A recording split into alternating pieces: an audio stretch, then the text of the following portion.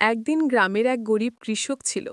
তিনি সারাদিন খেতেই খেতেই কাজ করতেন, ধান সবজি ফল ফলাতেন। তার ছিল একটি প্রিয় কবুতর। কৃষক কবুতরটিকে ছোটবেলা থেকে লালন পালন করেছিল। কবুতরটি প্রতিদিন সকালে কৃষকের কাঁধে বসে মাঠে যেত। কৃষক কাজ করতেন আর কবুতরটি চারদিকে উড়ে বেড়াত। যখন কৃষক ক্লান্ত হয়ে বিশ্রাম নিতেন, তখন কবুতরটি তার পাশে এসে বসত, যেন তাকে সঙ্গী দিচ্ছে। একদিন ভয়ানক ঝড় এলো। ঝড়ে কৃষকের ঘরের ঘর ভেঙে গেল, ফসলও অনেক নষ্ট হলো। কৃষক মন খারাপ করে বসে রইলেন। ঠিক তখনই কবুতরটি উড়ে গিয়ে গ্রামের মানুষের বাড়ির উঠোনে বসতে শুরু করল। সবাই অবাক হলো। কবুতরটি কৃষকের জন্য খাবার ও শস্যদানা জোগাড় করতে লাগল। কোথাও থেকে একটু চাল, কোথাও থেকে একটু গম ঠোঁটে করে নিয়ে আসত।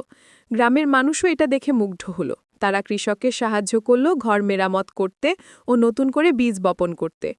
কৃষক বুঝলেন তার প্রিয় কবুতর শুধু পাখি নয়, একজন প্রকৃত বন্ধু, যে দুঃসময়ে পাশে দাঁড়ায়। সেদিন থেকে কৃষক প্রতিদিন কবুতরটিকে আরও যত্ন করতেন। আর গ্রামের মানুষও শিখল, সত্যিকারের বন্ধুত্ব শুধু মানুষের মধ্যেই নয়, প্রাণীদের সঙ্গেও হতে পারে।